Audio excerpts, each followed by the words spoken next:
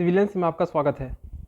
पिछले क्लास में हमने पेपर 5 को शुरू किया है और उसमें हम लोग पेपर 5 का सेक्शन सी हम बताए थे कि पेपर 5 में 4 सेक्शन है, जिसमें से हम लोग सेक्शन सी को शुरू किए हैं। और सेक्शन सी के तहत हम लोग पहला चैप्टर जो कि नवीन आर्थिक सुधार को लेकर है उसको हम लोग शुरू किए थे और उसमें हमने 3 चीज़ को कंप्लीट किया है, एक उदारीकरण, वैश्वीकरण और निजीकरण। और यही तीनों को हम लोग एलपीजी रिफॉर्म के नाम से जानते हैं, जो कि 1991 में हुआ था। हम लोग देखे थे इसका बैकग्राउंड कि आखिर ऐसा स्थिति क्या हो गया था कि भारत में इतने सारे सुधार करने को पड़े। तो 1980 के आसपास से लगभग भारत की स्थिति खराब होने लगी थी और फाइनली 1991 के समय भारत अंतर्राष्ट्रीय IMF और वर्ल्ड बैंक से लोन लेने के लिए गए और उनको $7 बिलियन के आसपास लोन मिला। और उसके साथ ही साथ IMF ने भारत में बहुत सारे सुधार की मांग रखी, जिसको भारत को मानना ही पड़ा क्योंकि इसके पास कोई अन्य रास्ता था ही नहीं। तो उसमें हम लोग LPG रिफॉर्म में उदारीकरण, निजीकरण और वैश्वीकरण तीनों को देख लिए, तीनों के लाभ और हानि क्या थे उसको देख लिए। आज हम लोग आर्थिक सुधार के जो वाहक अंग होंगे उनको देखेंगे हम लोग। तो आर्थिक सुधार में मेनली 3 चीज़ को हम लोग पढ़ेंगे वाहक अंग के रूप में, जिसमें से हम लोग का पहला आता है वर्ल्ड बैंक आता है, सेकंड में आ गया हम लोग का IMF हो गया और थर्ड हो गया हम लोग का WTO, वर्ल्ड ट्रेड ऑर्गेनाइजेशन, विश्व व्यापार संगठन हो गया। IMF यानी कि इंटरनेशनल मॉनिटरी फंड यानी कि अंतर्राष्ट्रीय मुद्रा कोष, और वर्ल्ड बैंक यानी कि विश्व बैंक। इसको और एक नाम से जानते हैं हम लोग IBRD, इसको देखेंगे अभी। IBRD यानी कि international bank for reconstruction and development, अंतर्राष्ट्रीय पुनर्निर्माण एवं विकास बैंक। तो वर्ल्ड बैंक को ही हम लोग IBRD के नाम से जानते हैं। तभी हम लोग तीनों टॉपिक को एक एक करके कंप्लीट करेंगे। अब क्या है कि ये जो WTO है ये काफ़ी ज़्यादा इंपॉर्टेंट होता है क्योंकि इसको हम लोग को सेक्शन A में भी पढ़ना है। तो सेक्शन A में भी जो चीज़ यहाँ पे है same to same section A में भी पढ़ने को मिलेगा। और प्रीवियस ईयर में भी WTO पूछा गया है मेंस एग्जाम में। प्लस क्या है कि इस बार जो 11th JPSC हुआ था वहाँ पे भी प्रीलिम्स में एक क्वेश्चन WTO से पूछा गया था, क्योंकि 2 क्वेश्चन हम लोग का सेक्शन C से ही आएगा।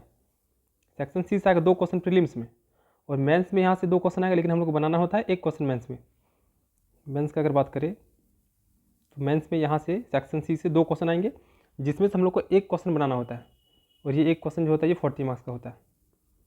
और सेक्शन C से प्रीलिम्स में 2 क्वेश्चन आते हैं, और ये 2 क्वेश्चन, 1 क्वेश्चन 2 मार्क्स का तो 2 क्वेश्चन 4 मार्क्स का होगा, जिसमें से 1 क्वेश्चन जो था वो WTO से पूछा गया था।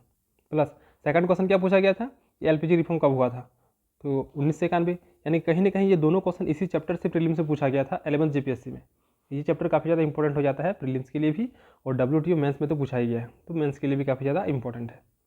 तो ऐसा भी हो सकता है कि इसी चैप्टर से फिर से हम लोग का जो प्रीलिम्स में क्वेश्चन आने वाले हैं वो दोनों क्वेश्चन इसी से पूछ दे, तो इसीलिए अच्छा से इसको पढ़ना है। तो आर्थिक सुधार के वाहक अंग के रूप में हम लोग वर्ल्ड बैंक को पढ़ेंगे, IMF को पढ़ेंगे और WTO को पढ़ेंगे। तो वर्ल्ड बैंक को शुरू करते पहले।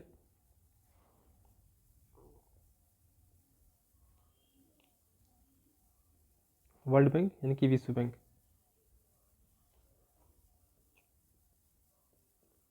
समय था सेकेंड वर्ल्ड वॉर का। तो सेकेंड वर्ल्ड वॉर लगभग अपने अंतिम चरण पर पहुंच चुका था, और वर्ल्ड वॉर हुआ तो जिसकी वजह से बहुत ज़्यादा नुकसान हुआ, जान माल की हानि तो हुई ही हुई, इंफ्रास्ट्रक्चर बिगड़ गया पूरा, जिसकी वजह से क्या हो गया कि जितने भी विदेशी व्यापार हैं वो ठप हो गए। प्लस क्या हो गया कि मुद्रास्फीति जैसी चीज़ देखने को मिलने लगी, क्योंकि पूरा मार्केट ठप हो गया।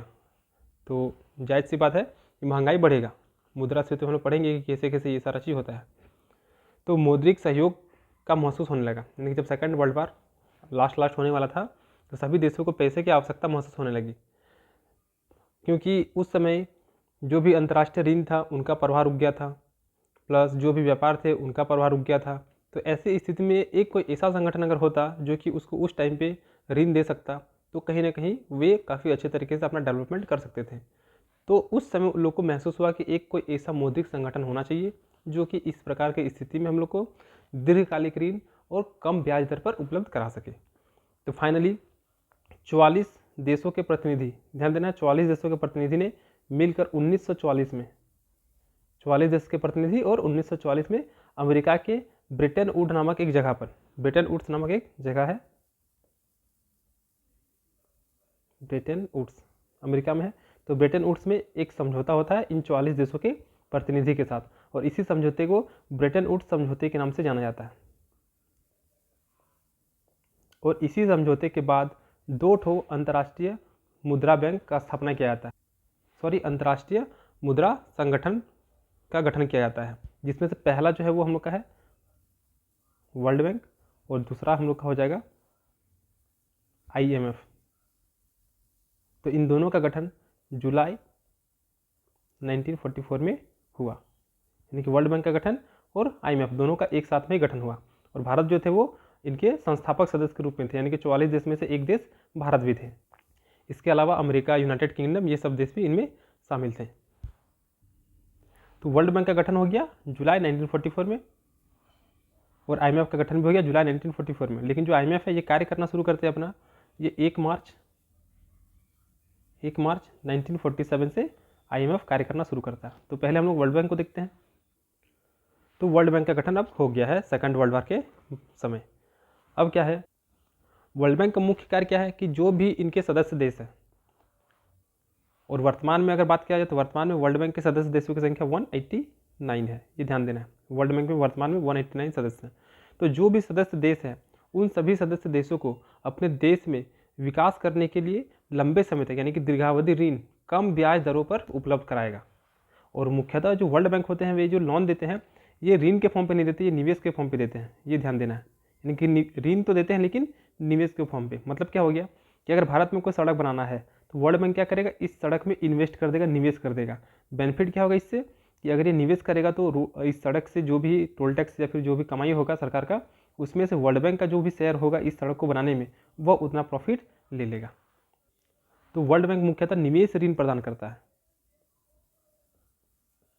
क्योंकि अगर हम लोग ऋण लेते हैं तो हम लोग को ऋण के बदले में ब्याज देना पड़ेगा, लेकिन अगर वर्ल्ड बैंक निवेश करता है तो उसको हम लोग को अपना प्रॉफिट में से कुछ देना पड़ेगा। तो वर्ल्ड बैंक का मुख्य कार्य क्या हो गया कि इनके जो भी सदस्य देश हैं, जो कि 189 सदस्य हैं, तो 189 देशों को उनके देशों में विकास करने के लिए, विकासात्मक कार्य करने के लिए निवेश ऋण प्रदान करते हैं, ताकि वे अपने देश को अच्छी तरीके से डेवलप कर सके, वहाँ पर गरीबी, बेरोजगारी जैसी समस्याओं को ख़त्म कर सके। फिर क्या होता है कि ये जो ऋण देते हैं ये क्या होता है, लंबे समय तक होता है, दीर्घावधि ऋण होता है, और इनका ब्याज दर जो भी है वो काफ़ी कम होता है। जैसे झारखंड में स्वर्णरेखा परियोजना वर्ल्ड बैंक के सहयोग से ही बनाया गया था। तो हाल के वर्ष में क्या हो गया कि जो भी देश कर्ज में डूबे हैं उनको संरचनात्मक समायोजन के लिए वर्ल्ड बैंक क्या करता है, ऋण देता है। और वर्ल्ड बैंक सामान्यतः जो भी लोन देते हैं वो किसी विशिष्ट परियोजना के लिए ही देते हैं, ये ध्यान रखना है। तो वर्ल्ड बैंक का क्या कार्य क्या हो गया, तो सबसे पहला चीज़ कि ब्रेटन वुड्स समझौते के बाद वर्ल्ड बैंक का गठन हुआ, जिसका मुख्य कार्य अपने सदस्य देशों यानी कि 189 देशों को उनके देश में अर्थव्यवस्था के विकास के लिए दीर्घकालिक निवेश ऋण प्रदान किया जाता है। और वर्ल्ड बैंक ऋणों का एक बहुत बड़ा भाग खास करके विशिष्ट परियोजना के लिए ही देता है। वर्तमान का बात करें तो वर्तमान में जो भी देश कर्ज में डूबे हैं, यानी कि जो भी सदस्य देश कर्ज में डूबे हैं, उन देशों को ये संरचनात्मक समायोजन के लिए ऋण उपलब्ध कराते हैं। अब वर्ल्ड बैंक में पैसा जो होता है वो इन्हीं सदस्य देशों का होता है। 189 देश मिलकर ही वर्ल्ड बैंक में पैसा जमा करते हैं, यानी कि वर्ल्ड बैंक जो है वो एक अंतर सरकारी संस्था के रूप में कार्य करता है।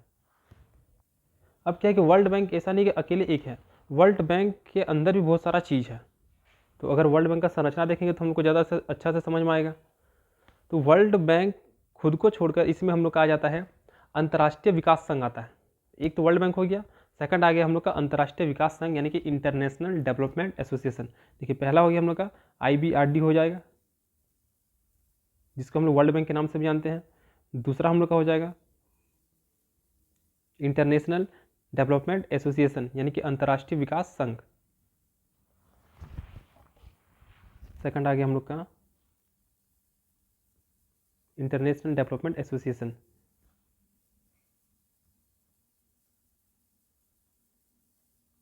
अंतर्राष्ट्रीय विकास संघ। तीसरा आता है हम लोग का IFC यानी कि इंटरनेशनल फाइनेंशियल कोऑपरेशन यानी कि अंतर्राष्ट्रीय वित्त निगम। IFC हम लोग को हिंदी नाम याद रखना है, अंतर्राष्ट्रीय वित्त निगम। फिर चौथा है MIGA, यानी कि इसमें आ जाता है मल्टीलेटरल इन्वेस्टमेंट गारंटी एजेंसी, जिसको हम लोग बोलते हैं बहुपक्षीय निवेश गारंटी एजेंसी।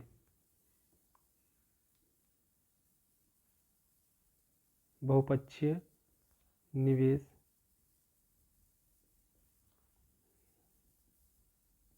Guarantee agency. और इसके अलावा एक और ब्रांच है जिसको ICSID,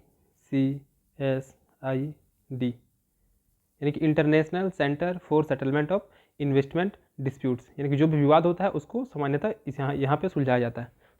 तो अभी सबको पढ़ेंगे हम लोग एक एक करके। निवेश विवादों को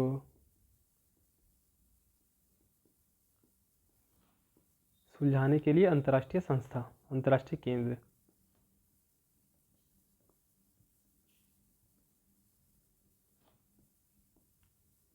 तो वर्ल्ड बैंक के अलावा ये सारे चीज़ भी है जो कि वर्ल्ड बैंक के कार्यों को करते हैं। तो वर्ल्ड बैंक का संरचना की बात करते हैं, फिर हम लोग यहाँ पे देखेंगे। तो अगर संरचना का बात करें वर्ल्ड बैंक का, तो वर्ल्ड बैंक में जो प्रमुख होते हैं वो प्रबंध निदेशक कहलाते हैं।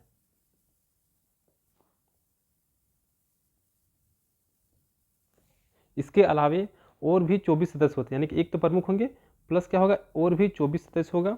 और ये जो 24 सदस्य होंगे इनमें से 8 + 16 के रेशियो में डिवाइड होंगे। और जो 8 सदस्य होंगे ये 8 सदस्य अस्थायी सदस्य होंगे, और जो 16 सदस्य होंगे ये अस्थायी सदस्य होंगे। यानी कि ये 16 सदस्य कुछ समय के लिए आएंगे, जबकि ये 8 सदस्य जो होंगे ये जब तक रिटायर नहीं हो जाते तब तक आएंगे। तो एक प्रमुख होते हैं और उन प्रमुख के अलावा और भी 24 सदस्य होते हैं।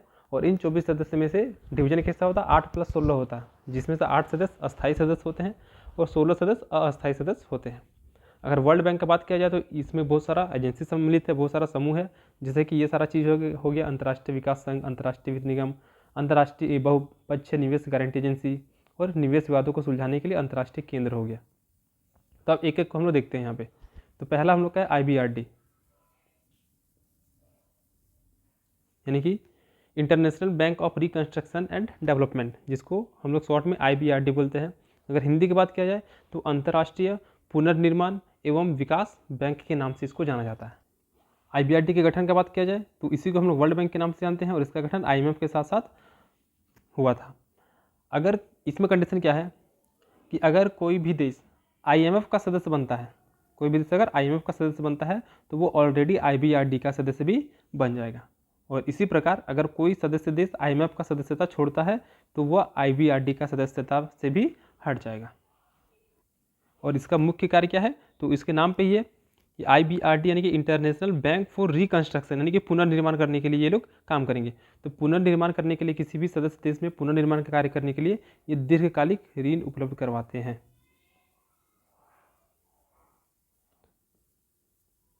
तो IBRD में क्या हो गया, इसका गठन भी IMF के साथ साथ हुआ है। अगर कोई देश IMF का सदस्य बनता है तो वह स्वतः ही IBRD का भी सदस्य बन जाएगा। और इसी प्रकार से अगर कोई देश IMF की सदस्यता त्याग करती है तो ऐसी स्थिति में उसकी IBRD की सदस्यता भी समाप्त हो जाएगी। और यह मुख्य रूप से पुनर्निर्माण एवं विकास के लिए दीर्घकालिक ऋण उपलब्ध कराती है सदस्य देशों को। तो ये हो गया हम लोग का IBRD हो गया। सेकंड आता है हम लोग का IDA, जिसको बोलते हैं हम लोग इंटरनेशनल डेवलपमेंट एसोसिएशन, अंतर्राष्ट्रीय विकास संघ।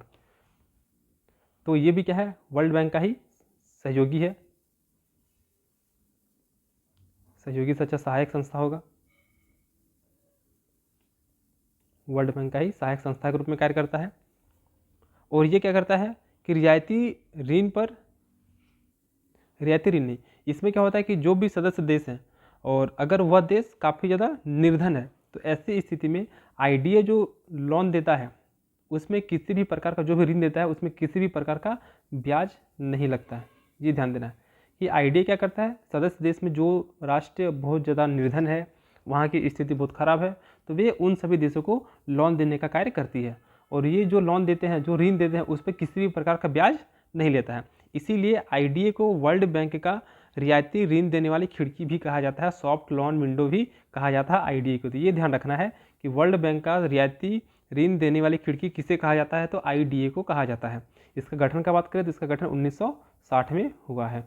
तो IDA में क्या हो गया? तो IDA वर्ल्ड बैंक का ही एक सहायक संस्था के रूप में कार्य करता है, जिसका मुख्य कार्य सदस्य देशों में से अत्यधिक निर्धन राष्ट्रों को रियायती दरों पर ऋण उपलब्ध कराता है, और प्लस इसमें किसी प्रकार का ब्याज देना नहीं होता है। इसका गठन 1960 में हुआ है, क्योंकि किसी भी देश को जो ये ऋण देते हैं उसमें किसी प्रकार का ब्याज नहीं लगता है, अतः इसको विश्व बैंक का रियायती ऋण देने वाली खिड़की के नाम से भी जाना जाता है। तो ये हो गया IDA हो गया। थर्ड आता है हम लोग का IFC, यानी कि इंटरनेशनल फाइनेंशियल कोऑपरेशन, जिसको हम लोग हिंदी में बोलते हैं अंतर्राष्ट्रीय वित्त निगम। अगर इसका गठन का बात किया जाए तो इसका गठन 1956 में हुआ है। IBRD का गठन 1944 में हो गया, IDA का गठन हो गया 1960 में हो गया, और IFC का गठन हो गया 1956 में हो गया। अब इसका मुख्य कार्य क्या है कि जो भी विकासशील देश हैं, सदस्य देश में जो भी विकासशील देश हैं, वहाँ पर निजी उद्योग के लिए बिना सरकारी गारंटी के ऋण उपलब्ध कराती है। यानी कि इसका मुख्य कार्य क्या हो गया? जो भी विकासशील देश है उनको निजी क्षेत्र में समर्थन प्रदान करना। अब जैसे भारत क्या विकासशील देश है, तो विकासशील देश में अगर कोई व्यक्ति उद्योग लगाना चाहता है, यानी कि वह निजी उद्योग होगा, तो निजी उद्योग लगाना चाहता है तो वह व्यक्ति IFC से लोन ले सकता है, और लोन लेने के लिए उसको कोई भी सरकारी गारंटी की आवश्यकता नहीं होगी, क्योंकि IFC क्या करेगा? इसको बिना सरकारी गारंटी के निजी व्यक्ति को भी लोन प्रोवाइड कराएगा। तो ये ध्यान देना है, ये हो गया IFC। तो IFC का गठन 1956 में हुआ है, जिसका मुख्य कार्य क्या है? किसी भी विकासशील देश में निजी उद्योग को लगाने के लिए बिना सरकारी गारंटी के ही ऋण की व्यवस्था करता है। यानी कि ये जो विकासशील देश है वहाँ पर निजी क्षेत्रों का समर्थन करता है। अब चौथा आता हम लोग का MIGA, यानी कि मल्टीलेटरल इन्वेस्टमेंट गारंटी एजेंसी, बहुपक्ष निवेश गारंटी एजेंसी। तो इसका मुख्य कार्य क्या है? राष्ट्रीयकरण को रोकना। राष्ट्रीयकरण को रोकना। राष्ट्रीयकरण मतलब क्या हो गया कि मान लीजिए कि आप कोई निजी व्यक्ति हैं और आप क्या करते हैं, अपना कोई एक प्राइवेट उद्योग चलाते हैं। अब सरकार क्या करेगा कि देश के विकास के लिए, देश की तरक्की के लिए क्या करेगा? उस उद्योग को आपसे छीन लेगा। छीनने का मतलब क्या हो गया? इसको ऐसा समझते हैं कि राष्ट्रीयकरण क्या एक प्रक्रिया है जिसमें किसी भी देश की सरकार किसी उद्योग, सेवा या फिर संस्था को अपने नियंत्रण में ले लेती है। और सरकार ऐसा क्यों करती है? तो इसके पीछे का उद्देश्य क्या होता है कि सरकार को उस उद्योग या फिर जो भी सेवा है उस पर नियंत्रण मिल सके और वह देश के हित में इसका उपयोग कर सके। तो अगर ये प्राइवेट उद्योग था तो सरकार क्या करेगा? इसको आपसे ले लेगी। यानी कि जो निजी उद्योग था वो अब क्या हो गया? राष्ट्र क्या हो गया। तो इसी प्रक्रिया को राष्ट्रीयकरण बोला जाता है, ताकि सरकार देश के हित में इसका उपयोग कर सके। तो MIGA ये भी क्या है? एक सहयोगी संस्था के रूप में कार्य करता है वर्ल्ड बैंक का, जिसका मुख्य कार्य क्या है? राष्ट्रीयकरण को रोकना है। तो जो भी देश इनके सदस्य बनेंगे वह राष्ट्रीयकरण नहीं कर सकता है। यानी कि अगर कोई विदेशी कंपनी आपके देश में अगर फैक्ट्री वैक्ट्री लगाए हैं और आप अगर इसके सदस्य हैं, तो ऐसी स्थिति में आप उस विदेशी कंपनी का राष्ट्रीयकरण नहीं कर सकते हैं। और भारत जो है इसका सदस्य 1993 में बना है। यानी कि भारत भी किसी भी विदेशी कंपनी का राष्ट्रीयकरण नहीं कर सकता है। अब अगर ऐसा होता है कि मान लीजिए अमेरिका से कोई कंपनी आता है भारत में इन्वेस्ट करता है, भारत अपना फैक्ट्री लगाता है, तो भारत सरकार चाह के भी उसका राष्ट्रीयकरण नहीं कर सकता है, क्योंकि वो MIGA का सदस्य है 1993 से। तो MIGA का सदस्य होने के वजह से वो जो भी अमेरिकन कंपनी है उसका राष्ट्रीयकरण नहीं कर सकती है। तो ऐसे में जो अमेरिकन कंपनी है उसके लिए एक क्या है? सेफ्टी की तरह वो काम कर रहा, प्रोटेक्शन की तरह वो काम कर रहा, क्योंकि उसको पता है कि अब जो भी अगर मेरा कंपनी, इसको भारत सरकार हमसे छीन नहीं सकता है।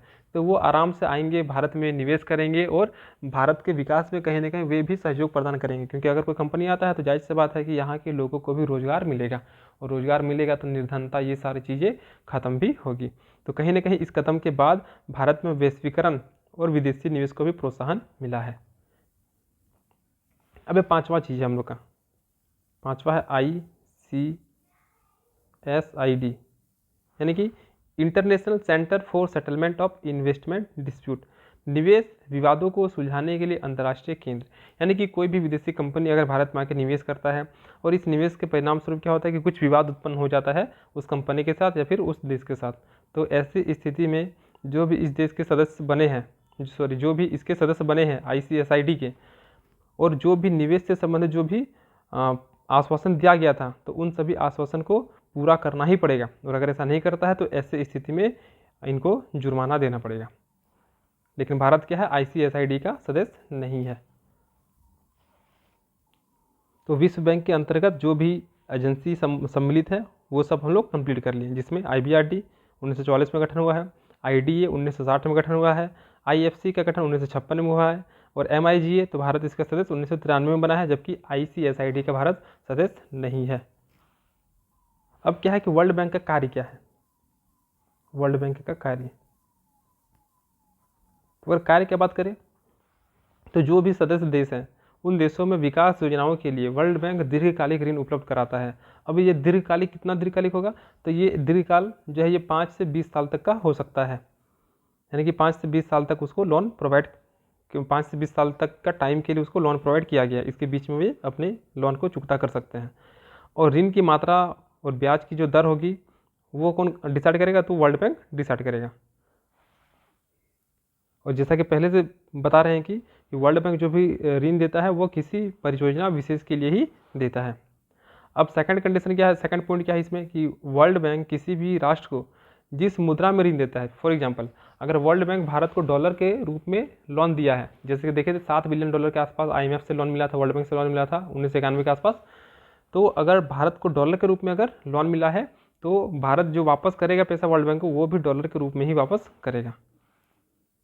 फिर क्या है कि ये विकासशील देशों को तो लोन देते ही हैं, प्लस विकासशील देश में क्या होता है कि तकनीकी समस्या बहुत ज़्यादा होता है, तो ऐसे स्थिति में वर्ल्ड बैंक जो है वो तकनीकी सहायता देने में भी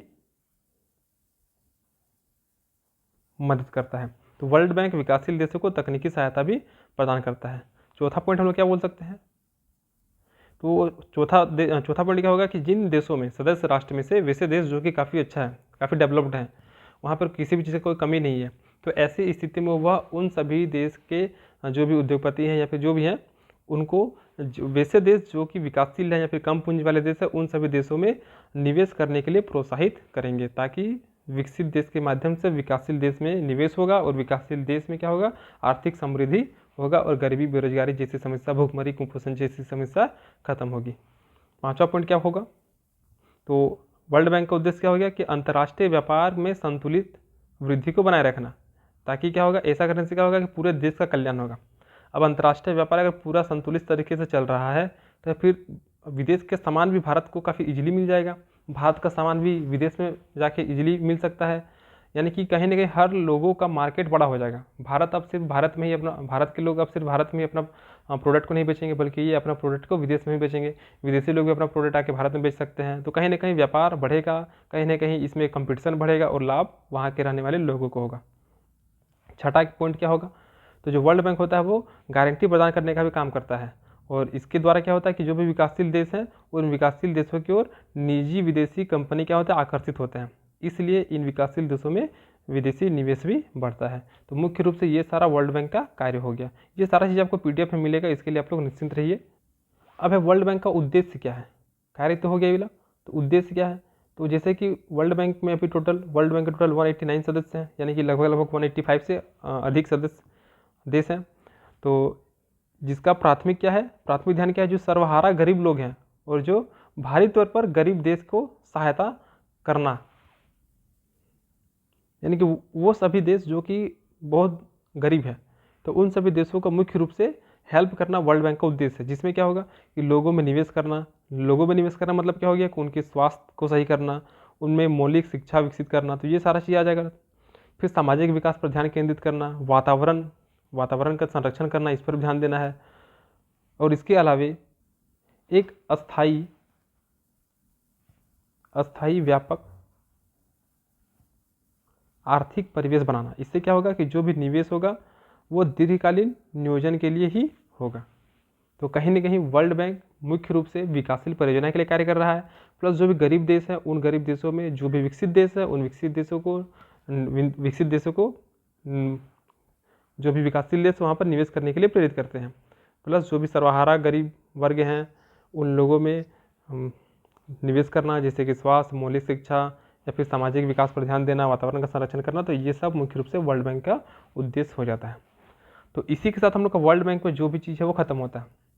तो वर्ल्ड बैंक में हम लोग संरचना देख लिए, वर्ल्ड बैंक का गठन कैसे हुआ, वर्ल्ड बैंक में के अंदर क्या और कौन कौन से समूह हैं, तो ये सारा चीज़ देख लिए, इनका गठन कैसे हुआ, कब हुआ और क्या क्या कार्य है इनका, और प्लस वर्ल्ड बैंक का क्या कार्य है और वर्ल्ड बैंक का क्या उद्देश्य है। तो ये अप्रोक्स आपका काफ़ी लेंथी आंसर हो जाएगा। अब सेकंड आता है हम लोग का IMF, इंटरनेशनल मॉनेटरी फंड। तो चूँकि इसका गठन भी जुलाई 1944 में ब्रेटन वुड्स समझौता के बाद हुआ था। अब इसमें क्या है कि IMF कार्य करना शुरू करता है 1 मार्च 1947 से। 1 मार्च 1947 से IMF कार्य करना शुरू करता है। अगर शुरुआती समय की बात करें तो चूंकि 44 राष्ट्र के प्रतिनिधि मिलकर सम्मेलन किए थे, तो शुरुआत में 44 सदस्य थे, लेकिन वर्तमान समय की बात किया जाए तो वर्तमान में IMF में सदस्यों की संख्या 191 हो गया है। वर्ल्ड बैंक में 189 है, जबकि IMF में 191 सदस्य हैं। तो ये सब ध्यान रखना है। अगर IMF का गवर्नर की बात किया जाए वर्तमान में, तो वर्तमान गवर्नर हो जाएंगे हम लोग के IMF के, ये हो जाएंगे क्रिस्टालिना जॉर्जीवा। और अगर वर्ल्ड बैंक के वर्तमान गवर्नर की बात करें तो वर्ल्ड बैंक का वर्तमान गवर्नर हो जाएंगे अजय बंगा। तो ये ध्यान रखना है, भारतीय मूल के व्यक्ति है। तो IMF का गठन जुलाई 1944 में हुआ, लेकिन कार्य करना शुरू किए 1 मार्च 1947 में। इनके शुरू में 44 राष्ट्र सदस्य थे, लेकिन वर्तमान में बढ़कर 191 हो गया है, और इनका गवर्नर क्रिस्टलिना जॉर्जीवा है। IMF का उद्देश्य की बात करते हैं क्या है।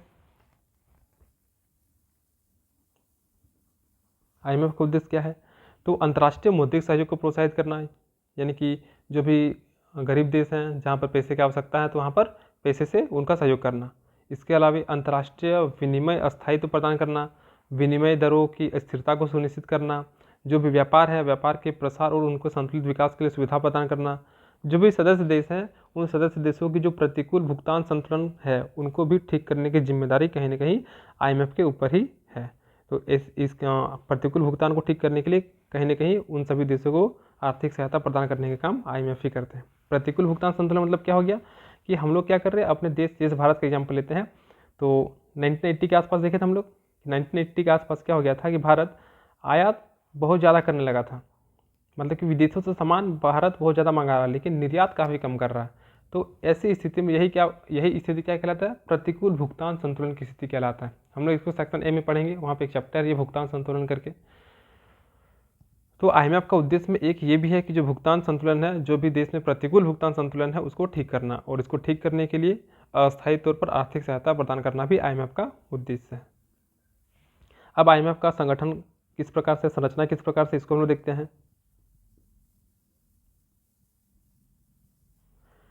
तो IMF की व्यवस्था के लिए क्या है, एक बोर्ड ऑफ गवर्नर्स है, board of governors, board of governors है। इसके अलावा एक कार्यकारी संचालन मंडल होता है और एक मैनेजिंग डायरेक्टर होता है। 3 चीज हो गया, एक बोर्ड ऑफ गवर्नर्स हो गया, एक कार्यकारी संचालन मंडल,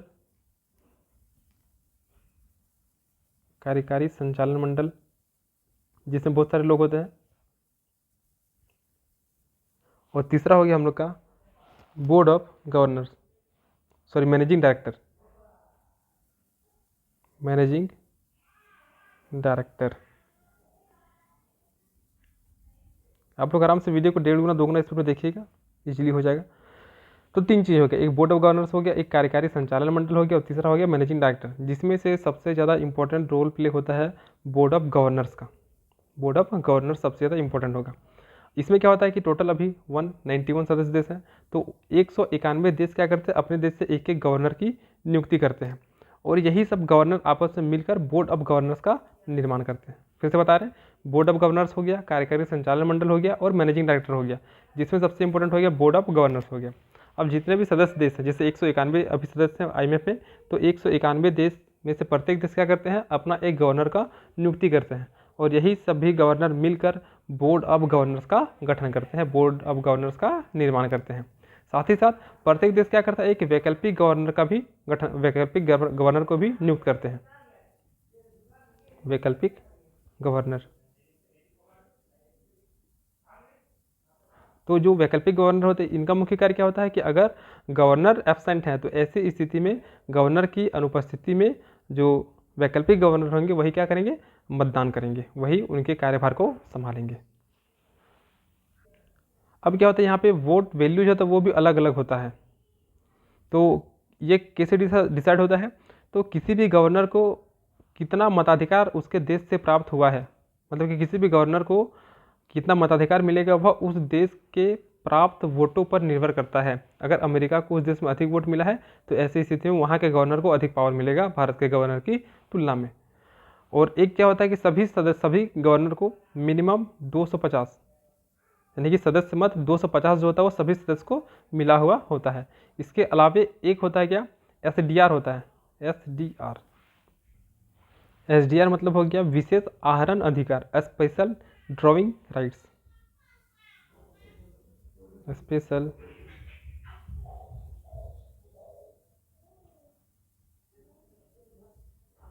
ड्रॉइंग राइट्स, विशेष आहरण अधिकार हो गया। ये क्या है कि IMF के द्वारा जारी किया जाता है। SDR जो है ये IMF के द्वारा जारी किया जाता है और ये क्या है, एक प्रकार का मुद्रा है। तो अगर किसी देश के पास 1 लाख SDR है तो फिर उसका मत जो होगा एक अतिरिक्त बढ़ जाएगा। यानी कि क्या होता है, जितने भी सदस्य देश हैं उनको 250 मत मिलेगा ही मिलेगा, मिनिमम इतना है ही है। अब जिसके पास 1 लाख SDR एक्स्ट्रा है, 1 लाख SDR, और SDR क्या हो गया, तो IMF के द्वारा जारी किया गया एक मुद्रा है SDR, जिसको हम लोग कागजी स्वर्ण भी बोलते हैं, कागजी स्वर्ण, SDR को कागजी स्वर्ण में ही बोला जाता है। तो किसी देश के पास अगर 1 लाख SDR है तो उसका मत जो होगा वो एक इंक्रीज कर जाएगा।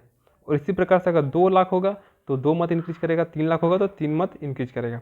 तो इस प्रकार से यानी कि जो देश ज़्यादा अमीर है उसके पास SDR की मात्रा ज़्यादा होगी, यानी कि जो विकसित देश है उन देशों में SDR की मात्रा ज़्यादा होगी और परिणाम स्वरूप उनका वोटिंग परसेंटेज जो होगा, मत मूल्य जो होगा वो भी क्या होगा, विकासशील देशों की तुलना में काफ़ी ज़्यादा होगा। तो कहीं ना कहीं हम लोग को देखने को मिलता है कि IMF में मुख्य रूप से जो भी विकसित देश है उनका ही वर्चस्व होता है।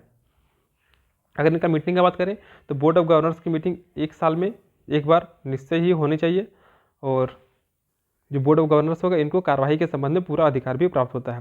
प्लस ये नए सदस्य को जोड़ भी सकते हैं और उनका अभ्यांश भी घटा बढ़ा सकते हैं या फिर किसी को हटा भी सकते हैं। फिर क्या होता है कि रोज़ के जो कार्य होते हैं, रोज़मर्रा के जो कार्य होते हैं उनको देखभाल करने के लिए 20 सदस्यों का एक संचालन मंडल होता है। तो ये जो कार्यकारी संचालन मंडल है इसमें कितने सदस्य होंगे, 20 सदस्य होंगे। बोर्ड ऑफ डायरेक्टर्स में कितने सदस्य होंगे, तो 191 गवर्नर्स होंगे। इसके अलावा कि वैकल्पिक गवर्नर की भी नियुक्ति करेंगे। तो रोज के कार्य को देखने के लिए संचालन मंडल होगा जिसमें मुख्य रूप से 20 सदस्य कार्य करेंगे, जिनमें से 5 सदस्य जो होंगे, 5 सदस्य उन सभी देशों से होंगे जिनका कोटा सबसे अधिक होता है। और इसके अलावा जो 15 सदस्य होंगे ये अन्य देश के द्वारा चुने जाते हैं, यानी कि जो 20 सदस्य ये 15 + 5 में डिवाइड है। 5 सदस्य कहाँ से होंगे, तो उन सभी देशों से होंगे जिनका IMF में सबसे ज़्यादा कोटा है, जिनका IMF में सबसे ज़्यादा फंड पैसा लगा हुआ है। तो उन सभी सदस्य देशों के मेंबर इन 5 में शामिल होंगे और जो 15 होंगे ये बाकी अन्य देशों से चुने जाएंगे। तो इस प्रकार से IMF का संगठन हो गया। तो IMF के संगठन में क्या है, बोर्ड ऑफ गवर्नर्स होगा।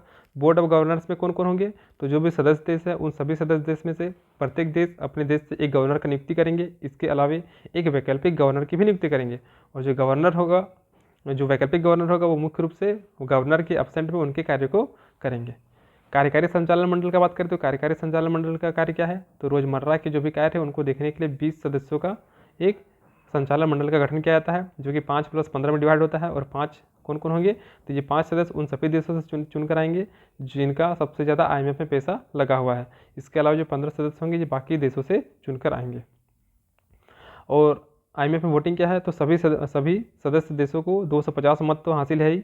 इसके अलावा जिसके पास 1 लाख SDR होगा, SDR क्या है, स्पेशल ड्रॉइंग राइट, जो कि IMF के द्वारा जारी किया गया एक मुद्रा है। तो जिन देश के पास 1 लाख SDR होगा उनका मत मूल्य एक इंक्रीज कर जाएगा। तो ऐसी स्थिति में जो भी विकसित देश होंगे उनके पास ज़्यादा SDR होगा और उनका मत मूल्य भी बाकी देशों की तुलना में ज़्यादा होगा। तो कहीं ना कहीं IMF में विकसित देशों का वर्चस्व देखने को मिलता है। अब आता है IMF में खाता। तो IMF में 2 प्रकार का खाता होता है। एक तो हो गया जनरल अकाउंट, हो गया सामान्य खाता, और दूसरा हो गया हम लोग का विशेष आहरण खाता, विशेष आहरण खाता। इसी को हम लोग बोलते हैं SDR। तो जो सामान्य खाता होता है जिसमें सोना और विदेशी मुद्राओं का लेन देन सम्मिलित होता है, सामान्य खाता में सोना प्लस विदेशी मुद्रा, इसका लेन देन शामिल होता है। और जबकि विशेष आहरण खाता में क्या होता है, तो विशेष आहरण खाता हो क्या गया, IMF का एक मुद्रा है जो कि IMF के द्वारा जारी किया जाता है। और जो भी IMF के सदस्य देश है यानी कि 191 देश के द्वारा SDR को स्वीकार किया जाता है।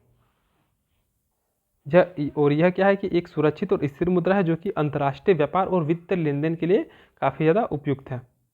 प्लस SDR का जो विनिमय दर होगा वो अन्य मुद्राओं के साथ तय किया जाता है।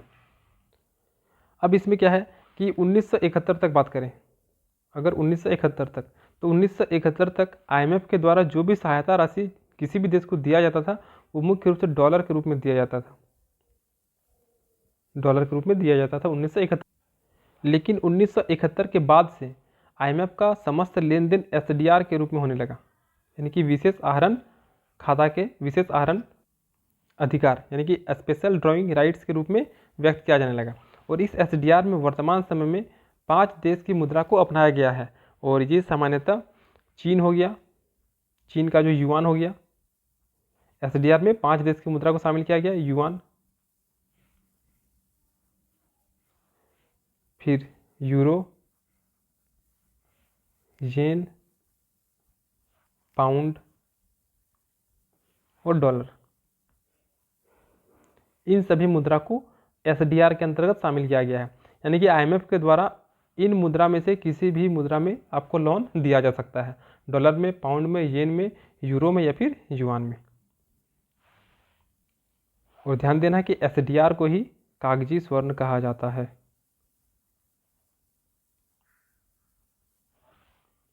तो IMF में 2 प्रकार का खाता हो गया, एक सामान्य खाता जिसमें सामान्यतः सोना और विदेशी मुद्रा का लेन देन होता है, और दूसरा हो गया विशेष आहरण खाता जिसको हम लोग SDR या फिर कागजी स्वर्ण भी बोलते हैं। और कागजी स्वर्ण के अंतर्गत 5 मुद्राओं को शामिल किया गया, युआन, यूरो, येन, पाउंड और डॉलर। अब IMF का कार्य देखते हैं। तो भुगतान संतुलन पढ़े हम लोग, अभी बताएं पहला पीछे में। तो सबसे पहला चीज़ कि भुगतान संतुलन हेतु ऋण प्रदान करना।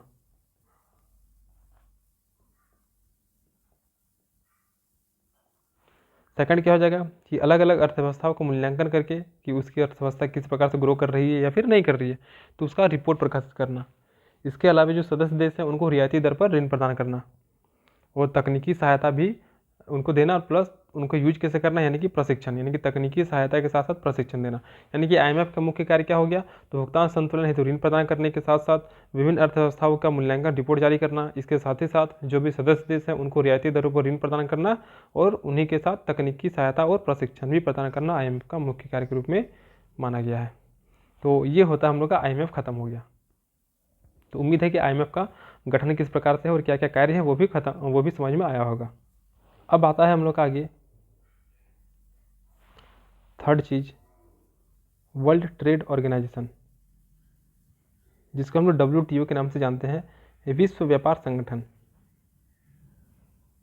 विश्व व्यापार संगठन। तो अगर WTO की बात करें तो इसका गठन 1 जनवरी, डेट याद रखना ही वाला, 1 जनवरी 1995 में हुआ है। वर्ल्ड बैंक का गठन और IMF का गठन 1944 में हो गया, जुलाई में, और WTO का गठन 1 जनवरी 1955 में हुआ है। वर्तमान में अगर बात किया जाए वर्ल्ड बैंक में सदस्य देशों की संख्या तो 166 हो जाएगा। वर्ल्ड बैंक में हो गया हम लोग का 189, IMF में हो गया 191, और WTO में हो गया 166। वर्ल्ड बैंक का जो महानिदेशक है वो भी हो गया अजय बंगा।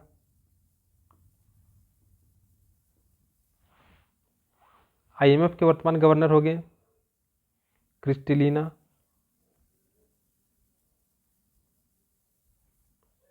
जॉर्जिवा।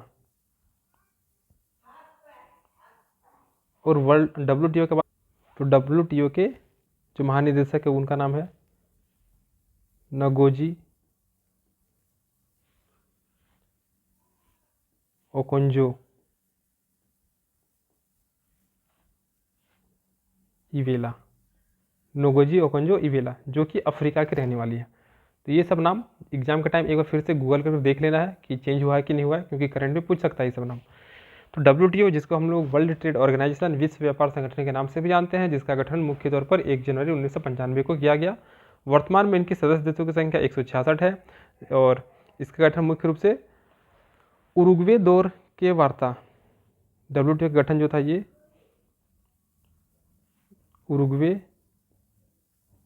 उरुग्वे दौर की वार्ता के पश्चात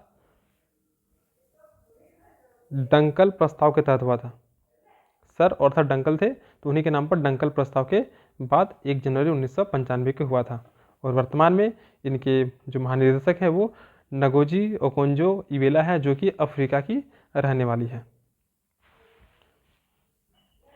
अब देखते हैं WTO का उद्देश्य क्या है। तो अगर उद्देश्य का बात करें तो वर्ल्ड ट्रेड है, व्यापार होगा, तो विश्व व्यापार में समझौता करना।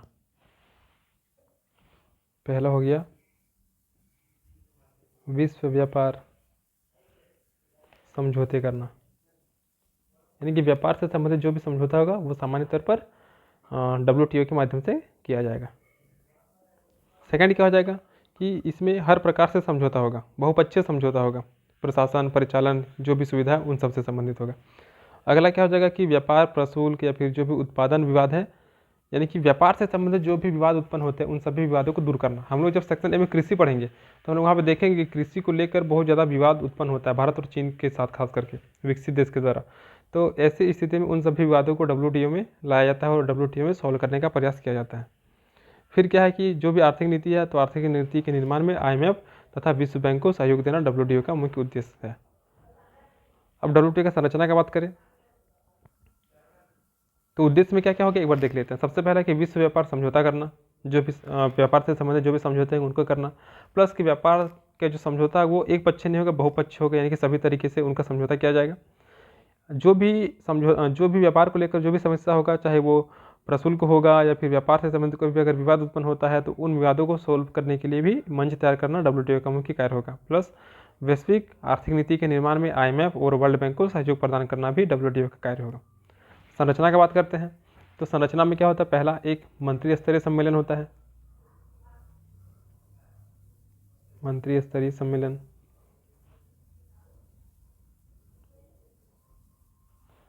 सेकंड हो जाएगा हम लोग का जनरल काउंसिलिंग होता है।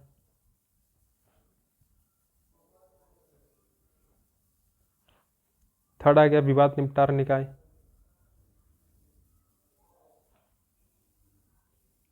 विवाद निपटान निकाय।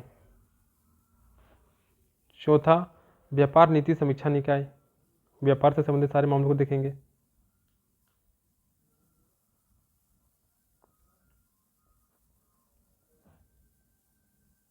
व्यापार नीति समीक्षा निकाय। और पांचवा हो गया वस्तुओं एवं सेवाओं में व्यापार पर परिषद। तो कुछ ये सारा इनका संरचना होता है। अब एक एक करके हम लोग इसको देखते हैं हम लोग। तो जो मंत्री स्तरीय सम्मेलन होता है, तो मंत्री स्तरीय सम्मेलन यानी कि पहला वाला मंत्री स्तरीय सम्मेलन में जितने भी सदस्य देश हैं उनके अंतर्राष्ट्रीय व्यापार मंत्री जो होते हैं वे शामिल होते हैं, और यह WTO का शीर्षस्थ निर्णय लेने वाला निकाय होता है। तो मंत्रिमंडल सम्मेलन में कौन कौन आ जाएंगे, तो जो भी सदस्य देश होंगे, यानी कि वर्तमान में WTO में 166 सदस्य हैं, तो 166 देश के जो अंतर्राष्ट्रीय व्यापार मंत्री होंगे वे शामिल होंगे, और इसी प्रकार से 166 देश के अंतर्राष्ट्रीय व्यापार मंत्री शामिल होंगे। तो यही सबसे हेड होते हैं और कोई भी निर्णय इन्हीं के द्वारा लिया जाता है।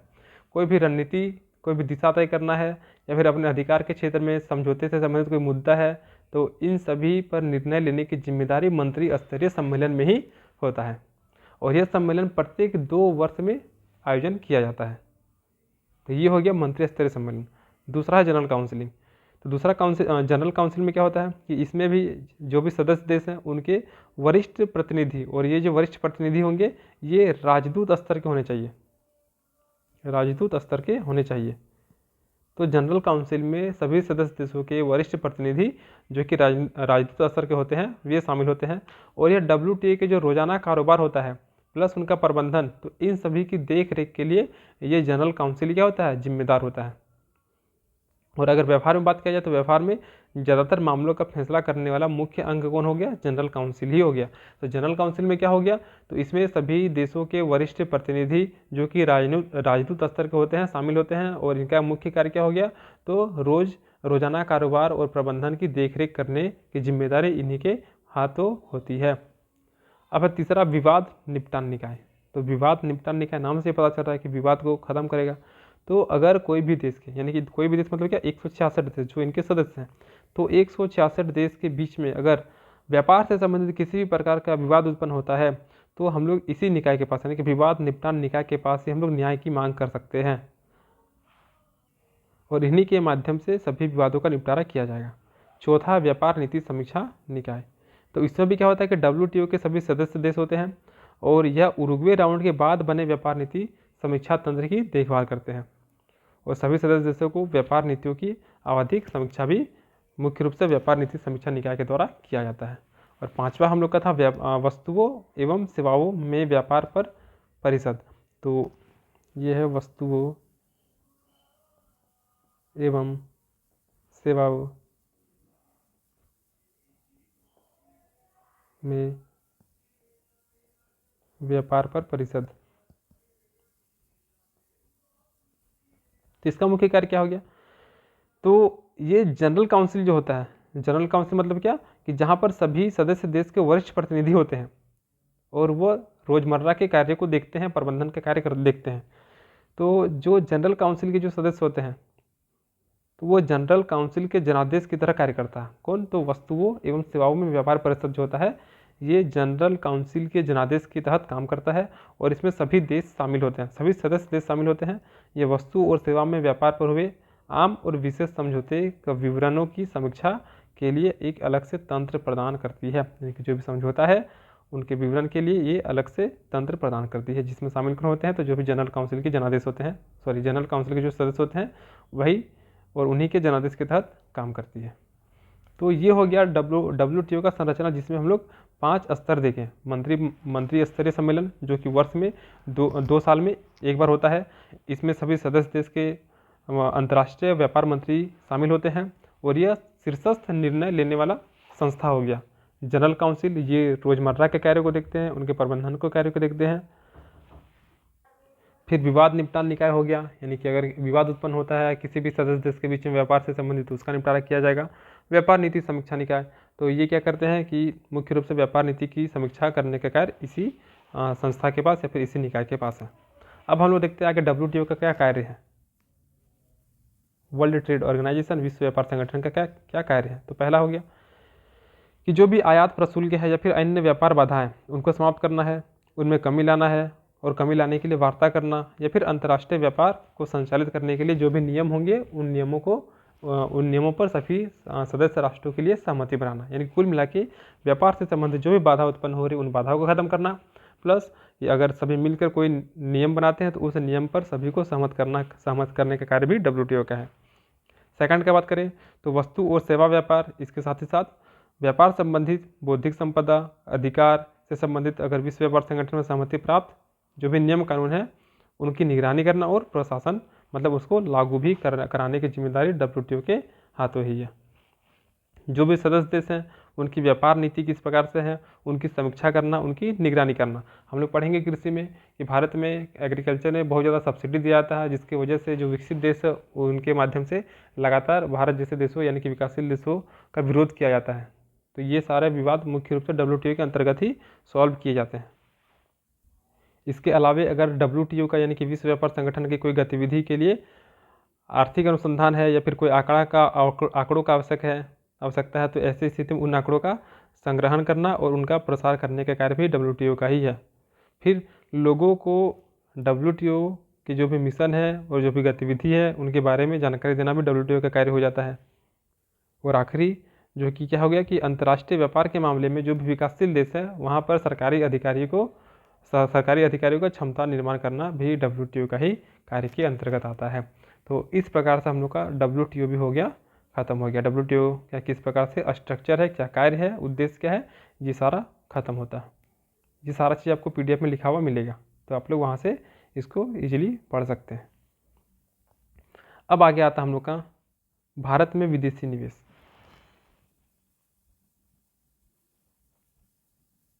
भारत में विदेशी निवेश,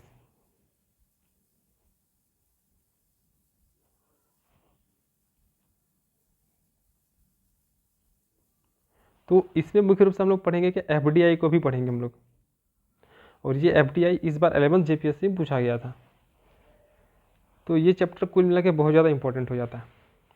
अब क्या है कि भारत में विदेशी निवेश, तो इसमें क्या हो गया कि कोई भी देश अपने देश में, कोई भी देश में विकासात्मक कार्यों के लिए अगर उनके पास अपने देश में संसाधन उपलब्ध नहीं है, यानी कि अगर कोई देश जैसे भारत है, भारत के पास मान लीजिए कि अपने देश का विकास करने के लिए इनके पास पर्याप्त संसाधन नहीं है, तो ऐसी स्थिति में वे संसाधन को जुगाड़ करने के लिए भारत के बाहर अन्य देशों से हेल्प मांग सकते हैं, यानी कि विश्व की अर्थव्यवस्था से, विश्व की अन्य अर्थव्यवस्था से संसाधन जुटाने का कार्य करेंगे। और ऐसी स्थिति में अगर कोई भी देश भारत को संसाधन देंगे तो वे दो तरीके से दे सकते हैं, या तो वे कर्ज के रूप में देंगे या तो वे निवेश के रूप में देंगे। अगर कर्ज के रूप में देते हैं तो भारत को उसके बदले में उसको ऋण देना पड़ेगा, और अगर निवेश के रूप में देते हैं तो भारत को जहाँ पर वे निवेश कर रहे हैं वहाँ से जो भी प्रॉफिट होगा उसका शेयर भारत को देना पड़ेगा। यानी कि क्या हो गया कि जब भी कोई विकासात्मक कार्यों के लिए अपने घरेलू स्रोत से संसाधन को जुटा नहीं पाते हैं, तो ऐसी स्थिति में वह देश के बाहर जाकर शेष विश्व की अर्थव्यवस्था से संसाधन को जुटाने का कार्य करते हैं। ऐसी स्थिति में जो भी देश इनको संसाधन उपलब्ध कराते हैं वो या तो उनको कर्ज के रूप में यानी कि ऋण के रूप में उपलब्ध कराते हैं या फिर निवेश के रूप में उपलब्ध कराते हैं। क्योंकि अगर कर्ज के रूप में उपलब्ध कराए हैं तो फिर उनको ऋण देना पड़ेगा, और अगर निवेश के रूप में उपलब्ध कराए हैं तो उनको लाभ में भागीदारी प्रदान करनी होगी। तो ऐसे में क्लियर है कि कोई भी देश अगर संसाधन उपलब्ध कराती है, किसी अन्य देश को अगर हेल्प करती है, तो वह ऋण लेने से, ऋण की जगह पर निवेश करना ज़्यादा पसंद करेगा, क्योंकि उनको प्रॉफिट में से उनको शेयर मिलेगा। अब इसमें क्या आता है, इसमें आता है पहला चीज़ हम लोग का FDI आता है, फॉरेन डायरेक्ट इन्वेस्टमेंट, प्रत्यक्ष विदेशी निवेश। प्रत्यक्ष विदेशी निवेश के अंतर्गत क्या हो गया, तो इसमें मान लीजिए कि भारत का कोई कंपनी है, ठीक है, भारत का कोई कंपनी है, इसका 100% शेयर किसी भारतीय के पास है, लेकिन FDI के अंतर्गत क्या हो गया, कोई विदेशी निवेशक, कोई विदेशी निवेशक, विदेशी निवेशक इस कंपनी का 10% से अधिक शेयर खरीद लेता है। ध्यान देना कितना, 10% से अधिक शेयर खरीद लेता है। तो अगर 10% से अधिक शेयर करता है तो ऐसा करने से क्या होता है कि ये जो विदेशी निवेशक है इसको इस कंपनी के निदेशक मंडल, इस कंपनी का जो निदेशक मंडल होगा उसमें इसको यानी कि विदेशी निवेशक को प्रत्यक्ष भागीदारी मिल जाएगा। यानी कि अब कोई भी डिसीजन होगा इस कंपनी का तो ये भी इस डिसीजन में शामिल होगा, और इसकी बातों को भी इस कंपनी को मानने के लिए बाध्य होना पड़ेगा। तो FDI के अंतर्गत क्या होता है कि कोई भी विदेशी निवेशक अपने निवेश कोई भी विदेशी निवेशक किसी देश की कंपनी में 10% या फिर उससे अधिक का शेयर प्राप्त कर लेता है, तो ऐसी स्थिति में वह उस देश की कंपनी के निदेशक मंडल में निदेशक मंडल के प्रत्यक्ष भागीदारी बन जाते हैं। तो वही क्या कहलाता है, FDI कहलाता है। यानी कि ये जो निवेश करेंगे वही निवेश क्या कहलाएगा, FDI कहलाएगा, अगर इनका निवेश किसी भी कंपनी पर 10% से अधिक का शेयर खरीद लेता है तो। अब क्या होगा, ऐसा होगा अगर FDI 10% से अधिक अगर मिलेगा तो क्या होगा कि जो भी विदेशी निवेशक होंगे वे क्या करेंगे, तो अगर 10% से अधिक शेयर मिलता है तो ऐसे स्थिति में विदेशी मुद्रा के भंडार में क्या होगा, उस देश में वृद्धि भी होगा, क्योंकि अब विदेशी निवेशक उस देश में आके निवेश करना पसंद करेंगे। तो ये हो गया हम लोग का FDI हो गया, फॉरेन डायरेक्ट इन्वेस्टमेंट, प्रत्यक्ष विदेशी निवेश। सेकंड आता हम लोग का विदेशी पोर्टफोलियो निवेश, जिसको हम लोग FPI के नाम से भी जानते हैं, फॉरेन पोर्टफोलियो इन्वेस्टमेंट। इसमें क्या होता है कि कोई भी विदेशी निवेशक के द्वारा कंपनी का 10% से कम शेयर खरीदा जाए तो उसको हम लोग बोलते हैं विदेशी पोर्टफोलियो निवेश। 10% से ज़्यादा शेयर खरीदेगा तो उसको FDI बोलते हैं, और अगर 10% से कम शेयर खरीदेगा तो उसको बोलते हैं हम लोग FPI, यानी कि विदेशी पोर्टफोलियो निवेश, फॉरेन पोर्टफोलियो इन्वेस्टमेंट के नाम से हम लोग जानते हैं। अब इसके अंतर्गत विदेशी संस्था के द्वारा शेयर खरीदा जाता है और विदेशी व्यक्ति के द्वारा शेयर खरीदा जाता है। तो FPI के अंतर्गत दो प्रकार का हो गया, एक तो क्या होगा कि विदेश का कोई संस्था है उसके द्वारा शेयर खरीदा जा रहा, या फिर सेकंड क्या है कि विदेश का कोई एक व्यक्ति है उसके द्वारा अन्य देश में शेयर खरीदा जा रहा। तो ये जो कंडीशन, सेकंड कंडीशन, ये भारत में बैन है, यानी कि भारत में कोई एक विदेशी व्यक्ति जाकर शेयर नहीं खरीद सकता है। अब क्या है कि जो विदेशी प्रत्यक्ष विदेशी निवेश है, इसको पोर्टफोलियो निवेश से अच्छा माना जाता है, क्योंकि प्रत्यक्ष विदेशी निवेश में चूंकि निदेशक मंडल में व्यक्ति शामिल है, 10% से अधिक का शेयर उसके पास है, यानी कि जो भी प्रॉफिट होगा उसके हिस्सेदारी भी उस व्यक्ति विदेशी निवेशक को मिलेगा। यानी कि देश में अगर वो कंपनी चल रहा है तो विदेशी निवेशक रहेगा ही देश में, अगर नहीं चल रहा तो भी वो व्यक्ति उस देश में बना रहेगा, यानी कि अर्थव्यवस्था को हानि के समय भी वो रहेगा और लाभ के समय भी वो बना रहेगा। लेकिन एफपीआई में ऐसा नहीं होता। एफपीआई में क्या होता है कि अगर अर्थव्यवस्था की स्थिति खराब हो गई, यानी कि अर्थव्यवस्था संकट स्थिति में आ गई है, तो ऐसी स्थिति में एफपीआई वाले व्यक्ति देखने को मिलता है कि ये छोड़कर चले जाते, यानी कि संकट की स्थिति में अर्थव्यवस्था से निकल जाने की प्रवृत्ति विदेशी पोर्टफोलियो निवेश में देखने को मिलता है। जबकि जो प्रत्यक्ष विदेशी निवेश होते हैं, यानी कि एफडीआई जो होते हैं, ये कहीं ना कहीं अर्थव्यवस्था को स्थिरता प्रदान करते हैं, इसीलिए एफडीआई को एफपीआई से ज़्यादा बेहतर माना जाता है। अब है कि प्रत्यक्ष विदेशी निवेश के अलग अलग मार्ग होते हैं, दो मार्ग होते हैं। एक तो हो गया स्वचालित रूट हो गया, जिसमें कि सरकार से अनुमति की आवश्यकता नहीं होती है, और सेकंड हो गया हम लोग का सरकारी अनुमोदन। पहला हो गया स्वचालित रूट और सेकंड हो गया हम लोग का सरकारी अनुमोदन। तो स्वचालित रूट से क्या होता है कि बिना सरकार की अनुमति से ही कोई भी विदेशी निवेशक भारत में आकर निवेश कर सकता है, जबकि सरकारी अनुमोदन से क्या होता है कि निवेश करने से पहले सरकार से अनुमति लेना होता है। तो एफडीआई के अंतर्गत दो प्रकार के मार्ग हो गए, एक स्वचालित मार्ग हो गया और एक सरकारी अनुमोदन हो गया। लेकिन स्वचालित मार्ग में क्या है कि अगर एक निर्धारित समयावधि में निवेश की मात्रा अगर बढ़ा रहा है या घटा रहा है तो इसके बारे में आरबीआई को सूचित करना होगा। ये स्वचालित रूट में आरबीआई को सूचित करना होगा। अब है कि भारत में एफडीआई का सिद्धांत क्या है, मूल सिद्धांत क्या है।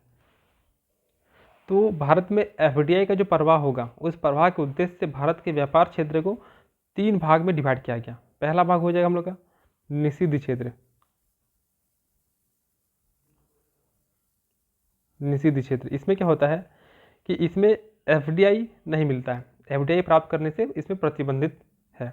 इसमें आ गया मुख्य रूप से हम लोग का परमाणु ऊर्जा, यानी कि परमाणु ऊर्जा से संबंधित जो भी फैक्ट्री है उसमें विदेशी निवेशक नहीं आ सकते हैं। दूसरा रियल एस्टेट व्यवसाय, लॉटरी व्यवसाय, तंबाकू उत्पादन निर्माण, जुआ और सट्टेबाजी, इन सभी चीज़ों पर एफडीआई किसी भी विदेशी लोगों को नहीं मिल सकता है। सेकंड चीज़ है हम लोग का स्वचालित मार्ग।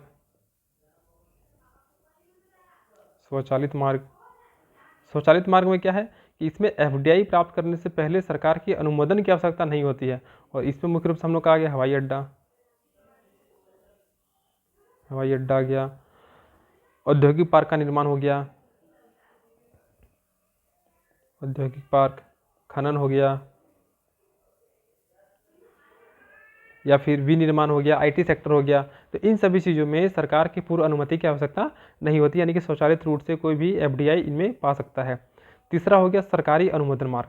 तो सरकारी अनुमोदन मार्ग यानी कि सरकार के अनुमोदन की आवश्यकता होती है। इससे मुख्य रूप से हवाई परिवहन सेवा हो गया, उपग्रह वाला हो गया, सैटेलाइट वाला, प्रिंट मीडिया हो गया, या फिर अगर सार्वजनिक क्षेत्र में क्या कोई बैंक है तो इन सभी चीज़ों में एफडीआई के लिए सबसे पहले उनको सरकार के अनुमोदन की आवश्यकता पड़ती है। तो भारत में एफडीआई के प्रवाह के लिए पूरी तरीके से व्यापार क्षेत्र को 3 भाग में बांट दिया है, जहाँ पर एफडीआई नहीं मिल सकता है, जहाँ पर एफडीआई डायरेक्ट मिलेगा, और कहीं पर सरकार के अनुमोदन के माध्यम से एफडीआई मिलेगा। अब क्या है कि बहुत सारे ऐसे क्षेत्र है जहाँ पर 100% तक एफडीआई की अनुमति दिया गया है। जिससे अगर विनिर्माण की बात किया जाए, रिकंस्ट्रक्शन वाला डिपार्टमेंट की अगर बात किया जाए, या फिर निर्माण या फिर आईटी सेक्टर वाला, तो इसमें 100% तक का अनुमोदन की अनुमति दिया गया है। फिर क्या है कि अगर दवाई वाला देखा जाए या फिर रक्षा सामग्री वाला, तो इसमें 74% तक एफडीआई की अनुमति दिया गया है, यानी कि 74% तक वो एफडीआई कर सकते हैं। इसके अलावा कुछ है जिसमें 49% तक एफडीआई की अनुमति दिया गया है। तो इसमें मुख्य रूप से हम लोग का आ गया हवाई परिवहन सेवा हो गया, या फिर निजी क्षेत्र का कोई बैंक है तो वो सभी आ जाते हैं। इसके अलावा मीडिया का बात किया जाए, प्रिंट मीडिया का, तो इसमें 26% तक की एफडीआई का अनुमति दिया गया है। अब क्या है कि भारत में निवेश को उदार बनाने के लिए भारत सरकार की तरफ बहुत सारे पहल किए गए हैं, जिसमें पहला आता है हम लोग का एकल ब्रांड खुदरा कारोबार। इसमें क्या है एकल ब्रांड खुदरा कारोबार। तो इसमें क्या है कि वर्तमान में एफडीआई नीति के तहत स्वचालित रूट से, यानी कि जिसमें सरकार की अनुमति नहीं होती है, उसमें 49% तक एफडीआई मिल सकता है, और अगर सरकारी मंजूरी रूट से है तो उसमें 100% तक एफडीआई करने की अनुमति दी गई है। यानी कि अगर भारत में कोई कंपनी है, इस कंपनी में अगर विदेशी निवेशक निवेश करना चाहते हैं तो एकल ब्रांड खुदरा कारोबार नीति के तहत, पहल के तहत स्वचालित रूट से 49% तक एफडीआई करवा सकते हैं इसमें विदेशी लोग, और अगर सरकारी मंजूरी मिल जाता है तो फिर इसमें 100% तक का एफडीआई करा सकते हैं। फिर सेकंड आता है हम लोग का नागरिक उड्डयन आता है। नागरिक उड्डयन में मुख्य रूप से क्या हो गया कि ब्राउन फील्ड एयरपोर्ट, इसमें आ गया हम लोग का ब्राउन फील्ड एयरपोर्ट।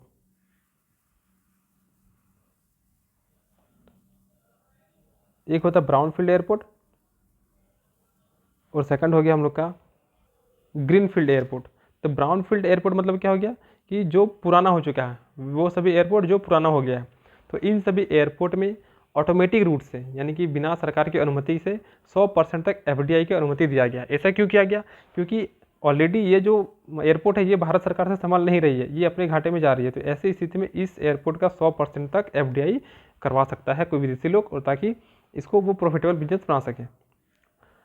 और ग्रीनफील्ड एयरपोर्ट जो होता है वो क्या होता है, नया नया एयरपोर्ट सब होता है। तो जो ब्राउन फील्ड का एयरपोर्ट होता है, जो पुराने एयरपोर्ट होते हैं, वहाँ पर ऑटोमेटिक रूट से 100% तक एफडीआई की अनुमति दी गई है। फिर तीसरा आता है हम लोग का निर्माण क्षेत्र आता है। तो निर्माण क्षेत्र में जो भी रियल एस्टेट ब्रोकिंग सेवा है, उसके संबंध में रियल एस्टेट व्यवसाय से नहीं होता है, मतलब कि जो रियल एस्टेट का जो ब्रोकिंग सेवा है वो व्यवसाय, रियल एस्टेट व्यवसाय से संबंधित नहीं होता है, इसीलिए इसमें स्वचालित रूट से 100% तक एफडीआई संभव ही नहीं है। चौथा आता है पावर एक्सचेंज, यानी कि बिजली वाला कोई कार्य है, यानी कि केंद्रीय विद्युत नियामक आयोग नियमन। तो इसमें क्या होता है कि स्वचालित रूट से 49% तक एफडीआई हम लोग को मिल सकता है। फिर दवाई वाला आ गया। तो दवाई वाला में आ गया ग्रीन फील्ड, यानी कि जो नया नया अभी अभी इकाई स्थापित हुआ है उसमें 100% तक विदेशी प्रत्यक्ष निवेश की अनुमति ऑटोमेटिक रूट से दिया गया है, जो कि जबकि पुराना जो भी औद्योगिक संस्था सब इकाई सब है उसमें 74% तक एफडीआई 74% तक एफडीआई ऑटोमेटिक रूट के तहत दिया गया है। और इसमें 100% तक एफडीआई मिल सकता है, लेकिन इसमें सरकार की अनुमति की आवश्यकता होता है। यानी कि दवाई वाला में क्या हो गया कि जो ग्रीन फील्ड फार्मा है उसमें 100% तक एफडीआई की अनुमति दे दी गई है, लेकिन जो ब्राउन फील्ड फार्मा है उनमें 100% तक की अनुमति सरकार के अनुमोदन के बाद मिलेगा। अगर आप स्वचालित रूप से अनुमति चाहते हैं तो फिर आपको 74% एफडीआई की अनुमति दिया गया है। अब है कि रक्षा क्षेत्र का अगर बात करें, छठा पॉइंट आता है हम लोग का रक्षा क्षेत्र। तो रक्षा क्षेत्र में स्वदेशी उत्पादन को बढ़ाने के लिए सरकार ने क्या किया, 49% तक एफडीआई की अनुमति दिया है, लेकिन 49% डायरेक्ट, ठीक है। लेकिन अगर सरकारी अनुमति मिलता है तो फिर हम लोग रक्षा क्षेत्र में 100% तक एफडीआई करा सकते हैं, यानी कि 100% तक विदेशी निवेश हो सकता है। और फिर इसमें एक है शस्त्र अधिनियम 1959 है, जिसके तहत जो भी छोटे हथियार उनका उत्पादन इसके तहत किया जा सकता है। और सातवां आता है हम लोग का ई कॉमर्स आता है। तो ई कॉमर्स में क्या हो गया कि जो भी खाद्य पदार्थ हैं उनके व्यापार के लिए सरकार की अनुमति से 100% तक एफडीआई की अनुमति है, यानी कि इसमें भी विदेशी कंपनी आकर 100% तक एफडीआई कर सकते हैं। तो ये सारा चीज़ हो गया जिसके वजह से क्या हो गया कि भारत में निवेश को काफ़ी ज़्यादा बढ़ावा मिलेगा, क्योंकि बहुत सारे फील्ड में 100% तक एफडीआई की अनुमति दिया गया है। जिसमें नहीं दिया गया है तो उसमें सरकार की अनुमति से 100% तक एफडीआई प्राप्त किया जा सकता है। तो कहीं ना कहीं विदेश से काफ़ी ज़्यादा इन्वेस्टमेंट भारत में आएगा, और भारत में अगर आएगा तो चूँकि भारत में पूंजी की कमी है, तो पूंजी की कमी जो थी वो खत्म हो जाएगा। वो आएंगे तो सिर्फ पैसा लेके नहीं आएंगे, वो तकनीक को भी लेकर आएंगे, और अगर वो आएंगे तो उद्योग भारत में लगाएंगे, तो ऐसी स्थिति में भारत के लोगों को रोजगार मिलेगा, भारत के लोग बेरोजगार नहीं रहेंगे। गरीबी, भूखमरी, कुपोषण जैसी सारी समस्याएं धीरे धीरे खत्म होगी। तो हर विकासशील देश में अपने निवेश को उदार बनाने के लिए अलग अलग पहल किया जाता है, जिसमें से भारत में ये सारा पहल किया गया। एकल ब्रांड खुदरा कारोबार, नागरिक उड्डयन, पावर एक्सचेंज, निर्माण क्षेत्र में, दवाई वाले क्षेत्र में, रक्षा वाले क्षेत्र में, या फिर ई कॉमर्स वाले क्षेत्र में सरकार के द्वारा बहुत सारे पहल किए गए हैं। अब है क्या, एफडीआई के कुछ सकारात्मक पक्ष भी हैं और कुछ नकारात्मक पक्ष भी है। जैसे हर किसी का अपना पॉजिटिव और नेगेटिव होता है, तो इसमें भी है। तो पहला क्या हो गया कि पूंजी अधिशेष की मात्रा बढ़ती है, जिसमें विदेशी मुद्रा भंडार में वृद्धि होता है। अब जाहिर सी बात है कि अगर विदेशी कंपनी भारत में निवेश कर रहा है, यानी कि भारत में अब क्या होगा, विदेशी मुद्रा आना शुरू होगा। और वर्तमान में यही स्थिति क्या हो गया कि वर्तमान में जो विदेशी मुद्रा भंडार है वो अब 675 अरब डॉलर, अमेरिकी डॉलर हो गया है। जो कि हम लोग देखें तो 1991 के समय भारत के पास इतना डॉलर नहीं था कि वो 15 दिन तक अपने खाद्यान्नों की पूर्ति कर सके। लेकिन वर्तमान में ये सारे नीति अपनाने के बाद भारत में लगभग अभी 675 अरब अमेरिकन डॉलर हो गया है।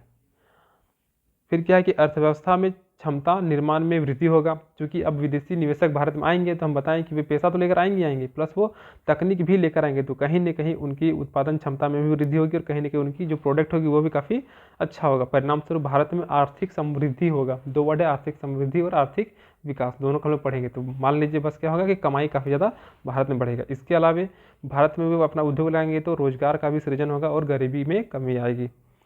भारत में कोई वस्तु होगा तो वे अब अपने सामान को सिर्फ और सिर्फ भारत में ही नहीं बेचेंगे बल्कि भारत से बाहर भी बेचेंगे, यानी कि अब भारत का निर्यात भी बढ़ना शुरू हो जाएगा। भारत में नई नई प्रौद्योगिकी आना शुरू हो जाएंगे।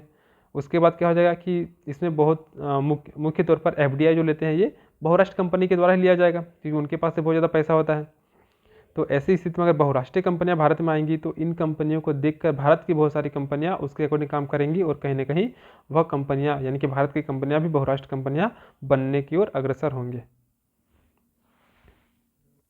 अब चूंकि बहुराष्ट्रीय कंपनियां क्या करते हैं कि वे किसी भी प्रोडक्ट के अनुसंधान में, उनके विकास में काफ़ी ज़्यादा खर्चा करते हैं, जिसकी वजह से उनकी गुणवत्ता में काफ़ी ज़्यादा वृद्धि होती है। तो अगर बहुराष्ट्रीय कंपनियां अगर भारत में आकर कार्य करेंगे तो जाहिर सी बात है कि उनके प्रोडक्ट काफ़ी अच्छे होंगे। तो इसका लाभ किसको मिलेगा? तो भारत के रहने वाले लोगों को भी मिलेगा। इसके अलावा जो विदेशी कंपनी है वो भी उन कंपनियों को देखकर, बहुराष्ट्रीय कंपनियों को देखकर अपने उद्योगों में आधुनिकीकरण को अपनाएंगे, नई नई तकनीक को लाएंगे और फाइनली वो भी एक अच्छा कंपनी के रूप में बढ़ सकते हैं। तो ये सारा पॉजिटिव फैक्ट हो गया विदेशी प्रत्यक्ष निवेश को लेकर। लेकिन इसके अलावा कुछ नेगेटिव फैक्ट भी हैं, जैसे अगर कोई बहुराष्ट्रीय कंपनी आता है, फॉर एग्जांपल भारत में अपना गूगल नहीं है, अपना यूट्यूब नहीं है, तो हम लोग कहीं ना कहीं डिपेंड है गूगल पे और कहीं ना कहीं डिपेंड है यूट्यूब पे। तो अगर हम लोग का अपना कुछ गूगल जैसा होता तो हम लोग को उस पर डिपेंड नहीं होना होता। तो ऐसे में क्या है कि भारत में जो भी व्यक्ति वो गूगल का यूज कर रहा है, सारा डाटा उनका गूगल के पास जा रहा है, तो कहीं ना कहीं उनका जो प्राइवेसी है वो हनन हो रहा है। तो ऐसी स्थिति में जो बहुराष्ट्रीय कंपनी होगा उनके पास एकाधिकार हो जाएगा, उनके कंपटीशन में कोई नहीं होगा। जैसे जियो, एयरटेल यानी कि मोबाइल वाले सेक्टर, सिम वाले सेक्टर में कुछ ही कंपनी है तो उनका धीरे धीरे एकाधिकार हो जाएगा। और किसी भी फील्ड में एकाधिकार अगर होता है तो वो बिल्कुल उस देश के लिए अच्छा नहीं होता है। तो बहुराष्ट्रीय कंपनी के पास तकनीकी एकाधिकार होगा और ऐसी स्थिति में जो भारत की जो छोटी कंपनी होगी वह उसके सामने टिक नहीं पाएगी और भारत की छोटी कंपनियां धीरे धीरे बर्बाद हो जाएगी, खत्म हो जाएगी। परिणाम स्वरूप क्या हो गया कि भारत की जो भी कंपनी थी उसमें जो भी लोग रोजगार में लगे थे वे बेरोजगार हो जाएंगे। अब बहुराष्ट्रीय कंपनियां बहुत आधुनिक वस्तुओं का उत्पादन करेंगी, उनकी गुणवत्ता अच्छा होगा। तो ऐसी स्थिति में जो देश की जो कंपनी होंगे वे उनके टक्कर में आ ही नहीं सकते हैं। और क्या होगा कि वे अलग अलग प्रोडक्ट लाएंगे, अपने देश के प्रोडक्ट को हो सकता है भारत में निर्माण करेंगे। तो कहीं ना कहीं जो भारत का जो मार्केट था, भारत का जो मांग था, वह मांग में कहीं ना कहीं परिवर्तन देखने को मिलेगा।